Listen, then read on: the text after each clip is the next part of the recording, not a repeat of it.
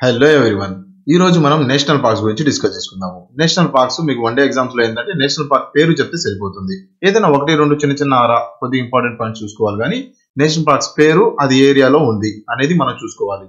So ఒక్కొక్కటి మనం national parks సంబంధించి ఓన్లీ పేరు దాన్ని గుర్తు పెట్టుకునే టెక్నిక్ అవి మాత్రమే చూసుకుందాము. ఈ పీపీటీ నేను మీకు పీడిఎఫ్ అందజేస్తాను. అయితే ఈ పీపీటీకి సంబంధించి మీకు నేషనల్ పార్క్ సంబంధించి ఇంకొద్దిగా డీటెయిల్ గా కూడా ఉంటుంది.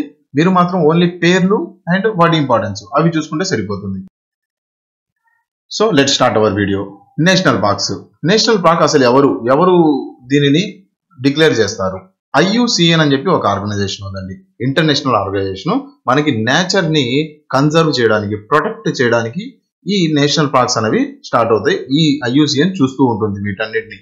ఓకే, దీనికి అనుగుణంగానే నేషనల్ పార్క్స్ డిక్లేర్ చేస్తాయి. ఎవరు డిక్లేర్ చేస్తాయా అంటే మనకి సెంట్రల్ స్టేట్ గవర్నమెంట్స్ డిక్లేర్ చేస్తూ ఉంటాయి. ఓకే, ఇది ఎంటైర్ ఎకోసిస్టమ్ ఏదైతే ఉందో, ఫ్లోరా కానీ ఫోనా కానీ ల్యాండ్స్కేప్ కానీ ఎక్సెట్రా వీటన్నిటిని ప్రొటెక్ట్ చేస్తూ ఉంటుంది.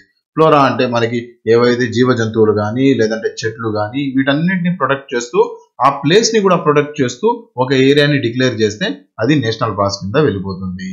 ఓకే, నేషనల్ పార్క్స్ లో హ్యూమన్ యాక్టివిటీ బాగా రెస్ట్రిక్ట్ లో ఉంటుందండి. హ్యూమన్స్ ఎక్కువ తిరగడానికి వీల్లేదు నేషనల్ పార్క్స్ లో. Definition as per Indian ministry of environment and forest ఏమంటున్నారు? నేషనల్ పార్క్స్ అంటే ఒక ఏరియా ఏదైతే area whether a sanctuary or not that can be notified. ఎవరు నోటిఫై చేస్తారండి? By the state government to the constitute as a national park by reason of its ecological, floral, faunal, దాని తర్వాత geographical and zoological. నేను ఇందాక చెప్పాను కదా, చెట్లు కానీ జియోగ్రాఫికల్ కానీ ల్యాండ్స్ ని కానీ వాటన్నిటిని పర్యవేక్షించడానికి, దాన్ని కాపాడడానికి మనకి ఏం చేస్తూ ఉంటారు అంటే ఒక వైల్డ్ లైఫ్ వార్డెన్, ఒకటి చీఫ్ వైల్డ్ లైఫ్ వార్డెన్ అంటారు, ఒక అతన్ని నియమించేసి ఎవ్వరూ అందులో లోపలికి వెళ్లకుండా ఉండడానికి దాన్ని సంరక్షిస్తూ ఉంటారు. ఓకే, అయితే నేషనల్ పార్క్ సంబంధించి కొద్దిగా ఒక చిన్న ఇంపార్టెంట్ స్లైడ్ చూసుకుందాము. దీని తర్వాత నేషనల్ పార్క్స్ ఒకటి చూసుకుంటా వెళ్ళిపోదాము. ఫస్ట్ నేషనల్ పార్క్ ఏంటయ్యా? ఫస్ట్ నేషనల్ పార్క్ ఏంటి అంటే మనకి హైలే నేషనల్ పార్క్ అని చెప్పి అంటాము. హైలే నేషనల్ పార్క్ ఇది 1936లో డిక్లేర్ చేశారు దీన్ని, నేషనల్ పార్క్ ని. అయితే దీన్ని now it is as Jim Corbett national park, Uttarakhand లో ఉందండి. కీవర్డ్ మనం ఉత్తరాఖండ్ లో చదువుకునేటప్పుడు చదువుకుందాము. ఓకే, ఫస్ట్ ఏంటంటే ఇది first national park. Hi hello అంటాం కదా మనం, first Hailey, hi hello, first national park ఇది హైలే నేషనల్ పార్క్. దాని తర్వాత లార్జెస్ట్ నేషనల్ పార్క్ ఏంటయ్యా అంటే మనకి Hemis national park. Hemis national park జంతువులకే కాదు, పెళ్ళైన వాళ్ళకు కూడా హేమిస్. ఈ ప్లస్ మిస్ ఏమవుతుంది?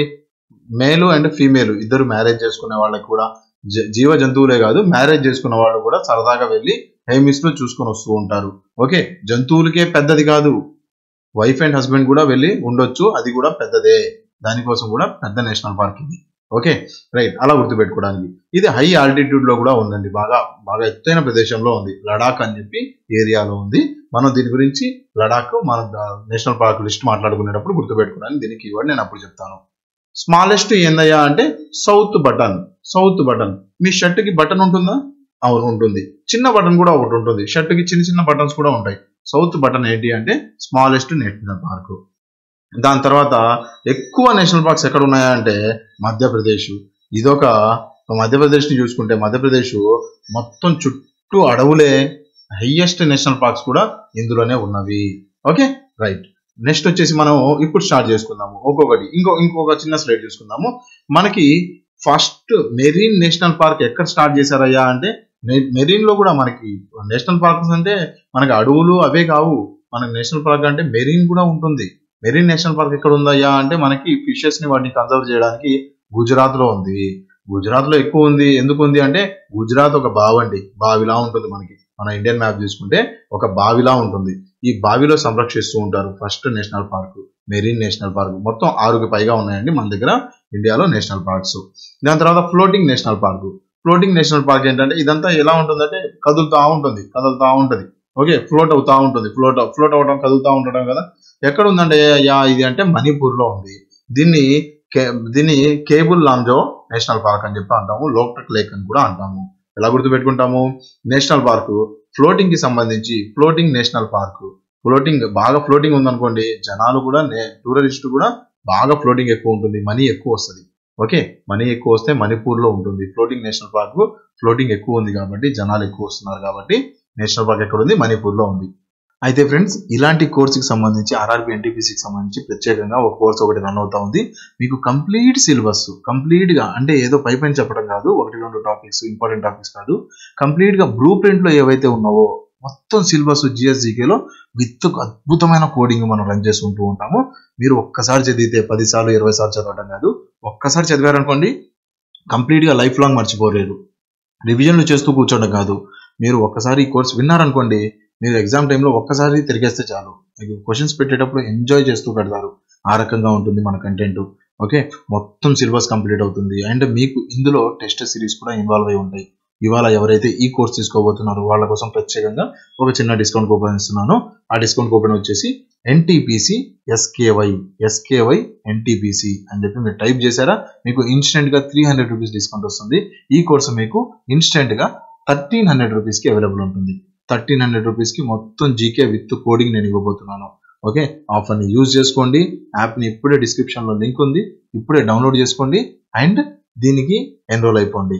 Okay, number of times revision చేయటం అంటే ఇప్పుడున్న దాంట్లో చాలా కష్టం, చాలా టైం కన్జ్యూమింగ్. కోడింగ్ తో నేర్చుకోండి, ఎక్కువ మార్క్స్ వస్తాయి. It's it for today. Thank you, bye bye. Next, Jammu and Kashmir కి సంబంధించి ఇప్పుడు మన లిస్ట్ మాట్లాడేసుకుందాము. ఒక్కొక్క లిస్ట్ చూసుకుంటూ వెళ్ళిపోదాము. జమ్మూ అండ్ కాశ్మీర్ అండ్ లడాక్, వీటికి సంబంధించి మనకి జమ్మూ అండ్ కాశ్మీర్ లో మొత్తం 3 ఉన్నాయండి. 3 నేషనల్ పార్క్స్ ఉన్నాయి. అండ్ లడాక్ లో ఒక నేషనల్ పార్క్ ఉంది. లడాక్ లో ఒక నేషనల్ పార్క్ తెలుసు కదా, హేమిస్. లడాక్ అంటే మనం మాట్లాడుకుంటూ ఉంటాం, లడాక్ అంటే హిందీలో కొట్టుకోవటం, లడాకు అంటాం. లడాకు అంటే గొడవ పడుతూ ఉంటారు. వైఫ్ అండ్ హస్బెండ్ ఎప్పుడు గొడవ పడుతూ ఉంటారని గుర్తు పెట్టుకోవచ్చు. లేదా హిందీలో గుర్తు రాలేదు అంటే మనకి లడాక్ అంటే దాక్కో. వైఫ్ తో ఎప్పుడైనా దాక్కొని ఉండాలి, జాగ్రత్తగా ఉండాలి, దాక్కొని ఉండాలి. ఏదైనా మీరు తప్పు చేస్తున్నారు అంటే ఇంట్లో దాక్కొని జాగ్రత్తగా చేయాలి అని చెప్పి గుర్తుపెట్టుకోండి. నెక్స్ట్ వచ్చేసి ఫస్ట్ జమ్మూ అండ్ కాశ్మీర్ లో చూసుకుంటే మనకి city forest Salim Ali national park అంటాము. ఈ సిటీ ఫారెస్ట్ అనే పదం కన్నా సలీం అలీ ఎక్కువ రన్ అవుతా ఉంటుంది. Salim Ali national park. Jammu and Kashmir లో ఎక్కువ ఎవరు ఉంటారు? ముస్లిమ్స్ ఎక్కువ ఉంటారు కదా జమ్మూ అండ్ కాశ్మీర్. అంతే కదా, మనం అంటే పక్కా వాళ్ళే ఉంటారా అని కాదు. జమ్మూ అండ్ కాశ్మీర్ లో ముస్లిమ్స్ కంటెంట్ ఎక్కువ ఉంటారు. పాకిస్తాన్ ఒకప్పుడు పాకిస్తాన్ ఇది మాది అని చెప్పి గొడవ చేసేవాళ్ళు కదా. సో అలా ముస్లిం సంబంధించి సలీం అలీ అని చెప్పి గుర్తుపెట్టుకోండి. దాని తర్వాత దేచిగాం నేషనల్ పార్క్. నేషనల్ పార్క్ దేచిగాం అంటే తెలుసా? మనకి దేచిగాం అది 10 ఊర్లు. 10 గాం 10 ఊర్లు. 10 అంటే 10 కదా. ఒరిజినల్ గా కూడా దీని పేరు ఇదే. గామ్ అంటే విలేజెస్. 10 విలేజెస్ కలిసి జమ్మూ అండ్ కాశ్మీర్ ఏర్పడింది అన్నట్టు అదొక వాదన ఒకటి ఉంది. దాన్ని బట్టి 10 గామ్ 10 ఊర్లు అని చెప్పి గుర్తుపెట్టుకోండి. అంతే కదా, జమ్మూ అండ్ కాశ్మీర్ చిన్నగా ఉంటుంది కదా, 10 ఊర్ల కన్నా ఎక్కువ ఉండదు అన్నట్టు గుర్తుపెట్టుకోండి. రైట్. దాని తర్వాత కిష్ట్వార్ నేషనల్ పార్క్ ఎలా గుర్తుపెట్టుకుంటున్నాం సార్ అంటే, మనకి జమ్మూ అండ్ కాశ్మీర్ మన దగ్గరికి రావడానికి మనం చాలా కష్టపడ్డామండి.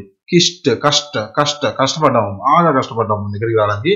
ఫైనల్ గా మనది అయిపోయింది జమ్మూ అండ్ కాశ్మీర్. దానికి సపరేట్ రూల్స్, సపరేట్ కాన్స్టిట్యూషన్ ఇంకేం లేవు. ఓకే, దాని తర్వాత దీని గురించి ఒక చిన్న పాయింట్స్ ఎవరైనా కావాలి అనుకుంటే చదువుకోవచ్చు, పీపీటీలో నేను ఇస్తాను దీని గురించి ఇంకేమైనా కావాలి అనుకుంటే.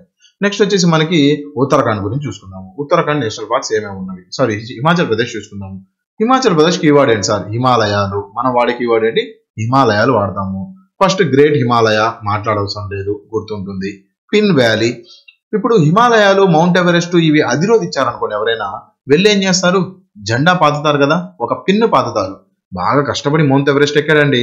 ఎక్కిన తర్వాత ఏం చేస్తాడు అతను? వెళ్ళి టూరిస్టులు కానీ ఎవరైనా ఎక్కేవాళ్ళు, మౌంటైన్ క్లైంబర్స్ ఏం చేస్తారు? ఒక జెండా తీసుకుని వెళ్ళి అక్కడ పాతుతారు. మీరు కూడా అలానే ఊహించుకోండి, మీరు జెండా ఎక్కినట్టు, జెండా తీసుకున్నట్టు, హిమాలయాల పైకి ఎక్కి పిన్ను పాతినట్టు.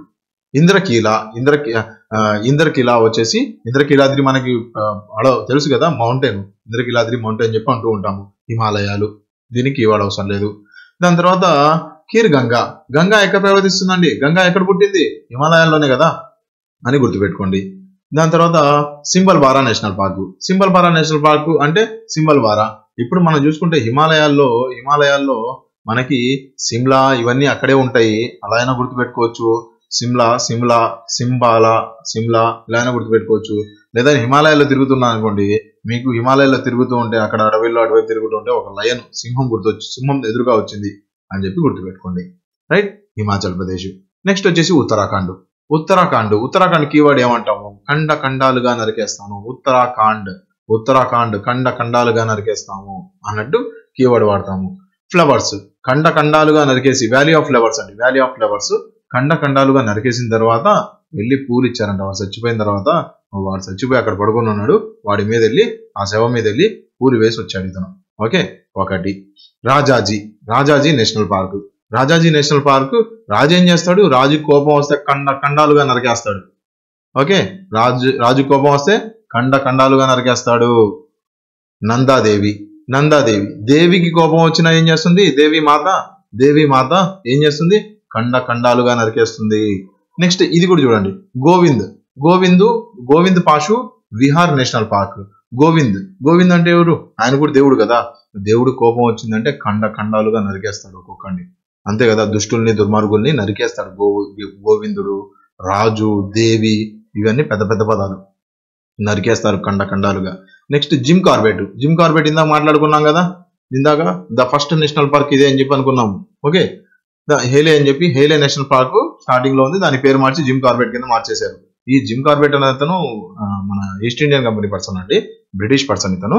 ఓకే, అయితే అది హిస్టరీలో మాట్లాడుకుందాము. జిమ్ కార్బెట్ నేషనల్ పార్క్ ఏదైతే ఉందో, ఈ జిమ్ కార్బెట్ నేషనల్ పార్క్ ఎలా గుర్తుపెట్టుకుంటామంటే, జిమ్ కి వెళ్ళామనుకోండి ఫుల్ పవర్ వస్తుంది, ఎవడైనా నరికేయవచ్చు ఖండ ఖండాలుగా. జిమ్ కు పోయామనుకో ఖండ ఖండాలుగా నరికేయవచ్చు. దాని తర్వాత చిన్న నేషనల్ పార్క్ ఒకటి ఉంది, గలాతియా నేషనల్ పార్క్. కూడా ఉత్తరాఖండ్ లో ఉంది. మనం గోల చేసామంటే నరుకుడే. అయితే ఫ్రెండ్స్, ఇలాంటి కోర్సుకి సంబంధించి ఆర్ఆర్బి ఎన్టీపీసీకి సంబంధించి ప్రత్యేకంగా ఒక కోర్స్ ఒకటి రన్ అవుతా ఉంది. మీకు కంప్లీట్ సిలబస్, కంప్లీట్ గా, అంటే ఏదో పైన చెప్పడం కాదు, 1-2 టాపిక్స్, ఇంపార్టెంట్ టాపిక్స్ కాదు, కంప్లీట్ గా బ్లూ ప్రింట్ లో ఏవైతే ఉన్నావో మొత్తం సిలబస్ జిఎస్జికేలో విత్ అద్భుతమైన కోడింగ్ మనం రన్ చేసుకుంటూ ఉంటాము. మీరు ఒక్కసారి చదివితే 10 సార్లు 20 సార్లు చదవడం కాదు, ఒక్కసారి చదివారనుకోండి కంప్లీట్ గా లైఫ్ లాంగ్ మర్చిపోలేరు. రివిజన్లు చేస్తూ కూర్చోడం కాదు, మీరు ఒక్కసారి ఈ కోర్స్ విన్నారనుకోండి, మీరు ఎగ్జామ్ టైంలో ఒక్కసారి తిరిగేస్తే చాలు. మీకు క్వశ్చన్స్ పెట్టేటప్పుడు ఎంజాయ్ చేస్తూ పెడతారు. ఆ రకంగా ఉంటుంది మన కంటెంట్. ఓకే, మొత్తం సిలబస్ కంప్లీట్ అవుతుంది. అండ్ మీకు ఇందులో టెస్ట్ సిరీస్ కూడా ఇన్వాల్వ్ అయి ఉంటాయి. ఇవాళ ఎవరైతే ఈ కోర్స్ తీసుకోబోతున్నారో వాళ్ళ కోసం ప్రత్యేకంగా ఒక చిన్న డిస్కౌంట్ కూపన్ ఇస్తున్నాను. ఆ డిస్కౌంట్ కూపన్ వచ్చేసి ఎన్టీపీసీ ఎస్కేవై ఎన్టీపీసీ అని చెప్పి మీరు టైప్ చేశారా, మీకు ఇన్స్టెంట్ గా 300 రూపీస్ డిస్కౌంట్ వస్తుంది. ఈ కోర్సు మీకు ఇన్స్టెంట్ గా 1300 రూపీస్ కి అవైలబుల్ ఉంటుంది. 1300 రూపీస్ కి మొత్తం జీకే విత్ కోడింగ్ నేను ఇవ్వబోతున్నాను. ఓకే, ఆఫర్ ని యూజ్ చేసుకోండి. యాప్ ని ఇప్పుడే డిస్క్రిప్షన్ లో లింక్ ఉంది, ఇప్పుడే డౌన్లోడ్ చేసుకోండి అండ్ దీనికి ఎన్రోల్ అయిపోండి. Okay, number of times revision చేయటం అంటే ఇప్పుడున్న దాంట్లో చాలా కష్టం, చాలా టైం కన్జ్యూమింగ్. కోడింగ్ తో నేర్చుకోండి, ఎక్కువ మార్క్స్ వస్తాయి. That's it for today. Thank you. Bye bye. Okay, right.